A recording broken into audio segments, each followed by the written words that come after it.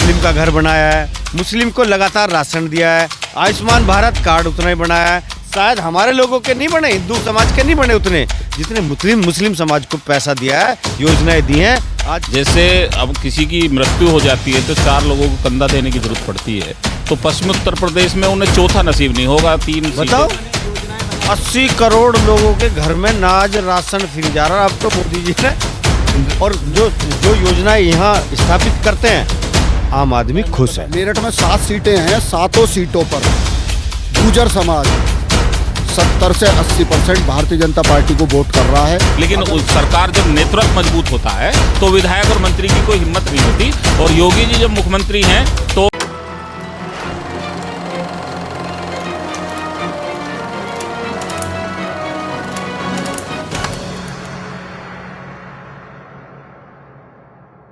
नमस्कार, मेरा नाम है प्रशांत कौशिक।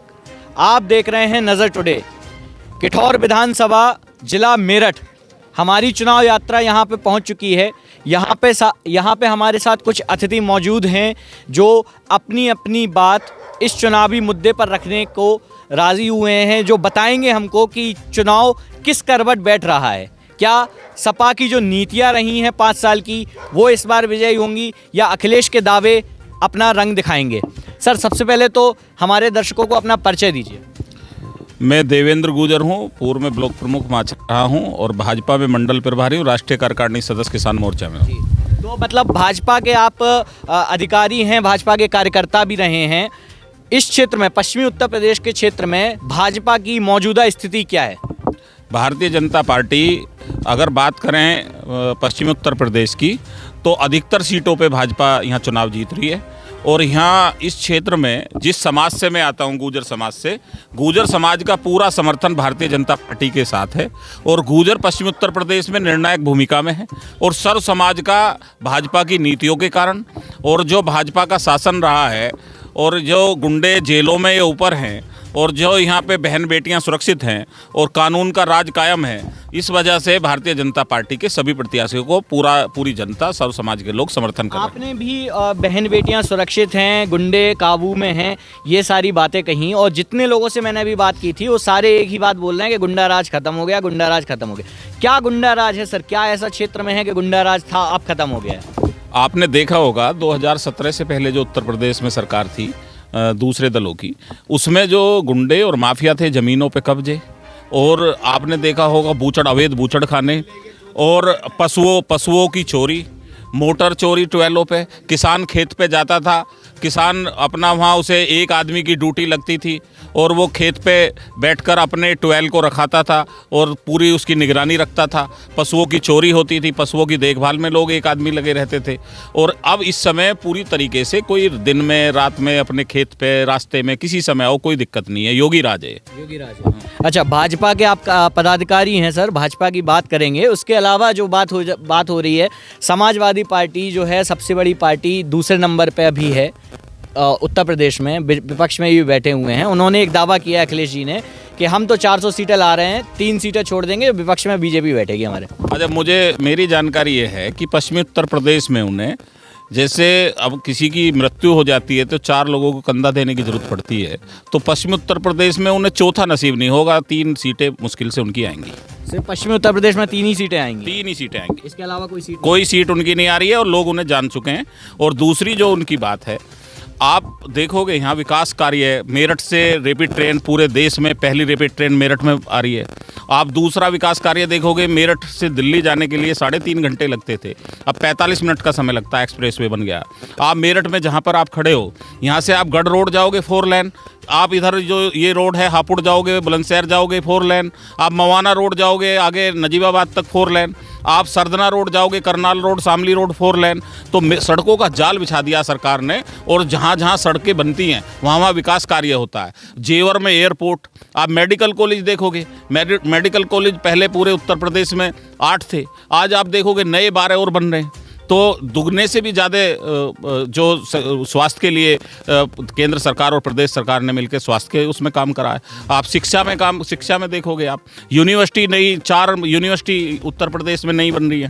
तो शिक्षा का हो, स्वास्थ्य का हो, सड़क का हो और कानून व्यवस्था हो, विकास कार्य बीजेपी की केंद्र और डबल इंजन सरकार ने, प्रदेश और देश की सरकार ने मिलकर विकास कराया। अच्छा, एक चीज़ और देखी गई है सर, लगातार जो बाकी विपक्षी दल हैं आपके बीजेपी के, उसके जो बड़े बड़े नेता होते हैं या कोई भी नेता होता है छोड़ के आता है, आप बीजेपी में तुरंत शामिल कर लेते हैं। अभी देखा गया आपकी पार्टी में फूट पड़ गई, कुछ नेता, कुछ मंत्री, कुछ विधायक जो आपकी पार्टी छोड़ के चले गए।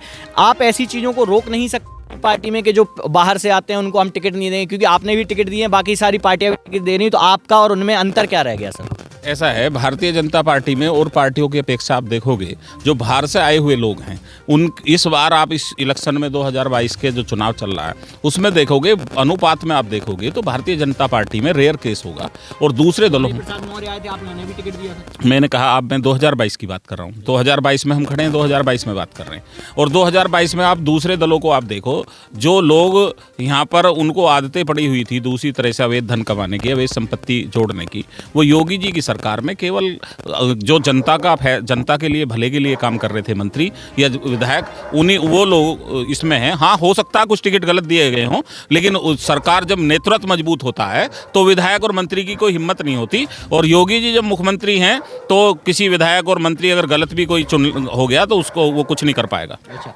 सर, आपसे भी जानकारी, सबसे पहले तो सर परिचय दे दीजिए अपना हमारे दर्शकों को। मेरा नाम रविंद्र कुमार है, गांव मेरा यहीं बहरानपुर है और मैं सामान्य नागरिक हूँ।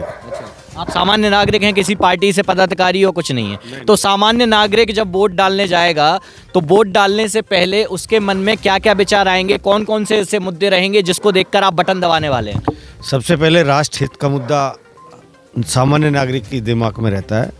फिर दूसरी बात अपने हिंदुत्व को बचाने का भी रहता है, क्योंकि जो समाजवादी की सरकार पहले 5 साल देखी है लोगों ने, उसमें आतंकवाद ही टाइप का गांव में रहा है। हर एक गांव में 2 बदमाश समाजवादी के जो विधायक है उसने पान लेने, उन जो उसके चमचे रहते थे उनसे पूरे गांव में आतंक उतरवाते थे। हर एक गांव में चमचे जो उनके होते थे वो सिर्फ पुलिस में उनके खिलाफ 10-10, 20-20 मुकदमे और शराब बेचनी, गलत काम करने, पशुओं की चोरी कराने, वो सब इसी पूरा नेटवर्क था उनका।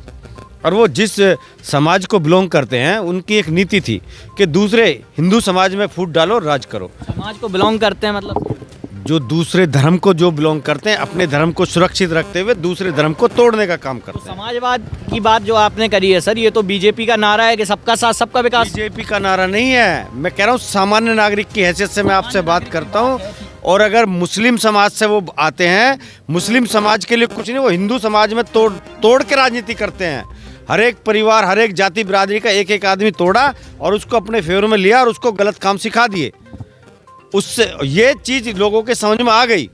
अब यहाँ किसी भी चीज़ को, जो अब चुनाव हो रहा है इसमें इतना बड़ा बदलाव है। जो 2017 में चुनाव हुआ था ना, 10,000 से जीतते थे यहाँ से। 80-20 का मतलब 80-20 का चुनाव है, योगी जी ने कहा था। जो योगी जी ने 80-20 का चुनाव है वो लोगों के समझ में भी आ गया। 80-20 आ भी रहा।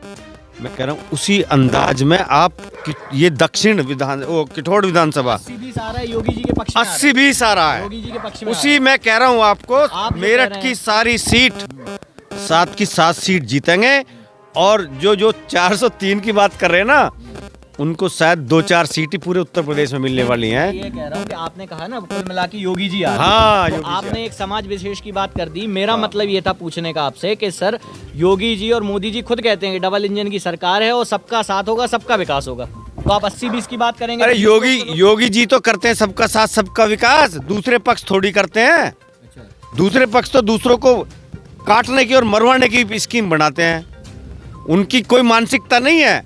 योगी जी ने तो जो काम करा है वो मुस्लिम का घर बनाया है, मुस्लिम को लगातार राशन दिया है, आयुष्मान भारत कार्ड उतना ही बनाया है। शायद हमारे लोगों के नहीं बने, हिंदू समाज के नहीं बने उतने, जितने मुस्लिम समाज को पैसा दिया है, योजनाएं दी हैं। आज की तारीख में सबसे ज़्यादा खुश मुस्लिम समाज है। और मैं बता दूं आपको, मैं मुस्लिम समाज में ही रहता हूं ज़्यादातर, है ना।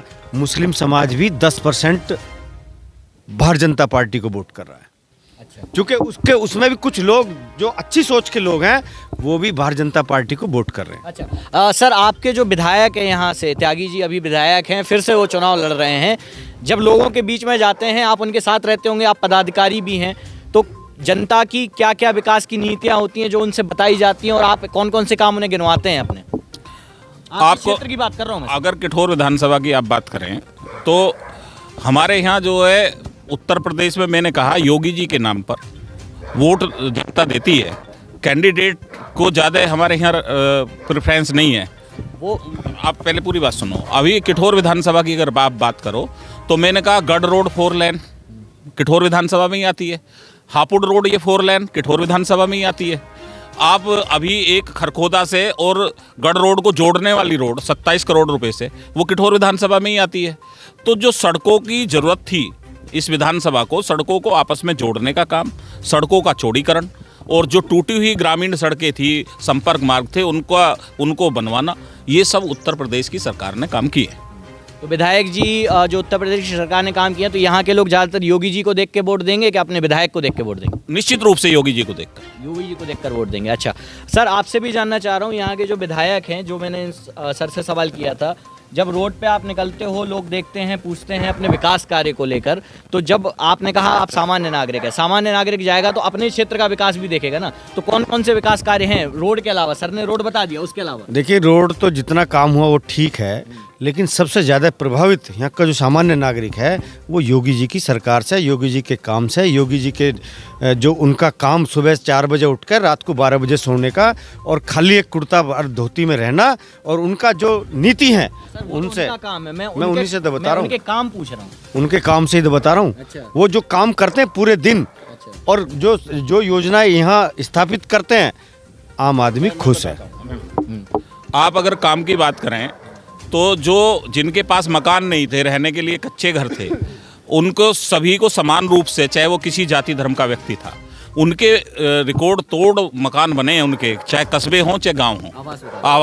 आवास ठीक है, मुख्यमंत्री आवास योजना। और आप अगर दूसरी बात करें, जो पहले शौचालय नहीं होते थे गांवों में, शौचालय बनवाए प्रदेश सरकार और केंद्र सरकार ने मिलकर, और आप देखोगे अधिकतम गाँवों में कोई गांव ऐसा नहीं होगा जिसमें सैकड़ों से ज़्यादा शौचालय ना बने हों।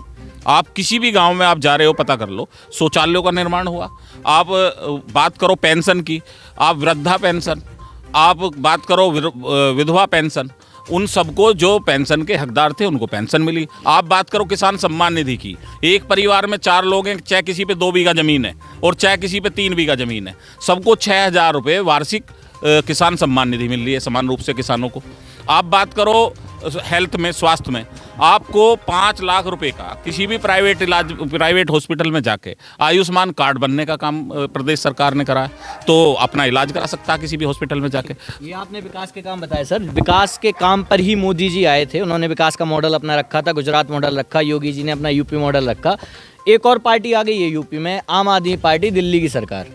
दिल्ली की सरकार लगातार अपना प्रचार करती है कि हमने स्कूल बनवा दिए, हमने कॉलेज अच्छे कर दिए, हमने अस्पताल बना दिए, मोहल्ला अस्पताल अच्छे कर दिए। तो विकास का जो काम था वो दिल्ली मॉडल यूपी में चलने वाला है उनका? मैं आपको बताना चाहता हूँ, हमारा उत्तर प्रदेश जो है देश में, इसकी संख्या आप देखोगे तो पूरे एक देश के बराबर है उत्तर प्रदेश की। और वहाँ लोगों को समझा लिया होगा, झुग्गी झोपड़ी वालों को, यहाँ किसान लोग रहते हैं और किसानों के यहाँ उनका खाता भी, अभी प्रधान जी उधर से बोल रहे थे इसी गांव के, उनका खाता भी नहीं खुलने वाला, उनकी हजारों में भी वोट नहीं आने वाली उनके प्रत्याशियों की। आप यहाँ छोड़ दो, यहाँ तो किसी का कोई लेना देना नहीं है, यहाँ पूरी तरह से भारतीय जनता पार्टी है, पूरी तरह से भारतीय जनता पार्टी है। सर अपना परिचय दे दीजिए हमारे पास। मेरा नाम पप्पू गुजर है, मेरठ जिले का नागरिक हूँ और भारतीय जनता पार्टी में किसान मोर्चे में जिला महामंत्री का दायित्व है मेरे पे। किसान मोर्चा के महामंत्री हैं आप, पदाधिकारी हैं बीजेपी के। बगल में सर किसान आंदोलन हुआ आपके गाजीपुर बॉर्डर पे, किसान आंदोलन को कोई फर्क पड़ा आपके पश्चिमी उत्तर प्रदेश पे? कुछ तथाकथित किसान लोग हैं जो कहते हैं कि किसान आंदोलन से कोई फ़र्क पड़ा है, और मुझे नहीं लगता कि इस विधानसभा पे, क्योंकि आपने मेरे नाम के पीछे पढ़ा होगा कि पप्पू गुजर, तो गुजर भी इस पश्चिमी उत्तर प्रदेश में जो लोग किसान अपने आप को जताने का काम कर रहे हैं, उसी संख्या में हर ज़िले में, उसी अनुपात में हम लोग भी किसान ही हैं। और मैं बिल्कुल मेरठ में 7 सीटें हैं, 7 सीटों पर गुर्जर समाज 70 से 80% भारतीय जनता पार्टी को वोट कर रहा है। अगर वो किसान नहीं है तो फिर वो वोट क्यों कर रहा है? बिल्कुल स्पष्ट आंकड़े आपके चैनल पे बिल्कुल बोल रहा हूँ। जिस दिन डिसीजन आ जाएगा, गूगल पे सब चीज़ है, आप वहीं से सब कुछ चेक करने के बाद मुझे कॉल करना कि पप्पू गुर्जर जी आपका ये बयान था। अगर ये किसान है, अगर किसान आंदोलन का फ़र्क है, एक जाति विशेष में फ़र्क हो सकता है, लेकिन किसान जाति में कोई फ़र्क नहीं है। किसान आंदोलन का किसान वर्ग में कोई फर्क नहीं है। कोई फ़र्क नहीं है, स्पष्ट है बिल्कुल। किसान पूरी तरह से भारतीय जनता पार्टी के साथ है। उन लोगों को अपना काम करना था। किसान यूनियन के बीजेपी के पदाधिकारी हैं आप सर।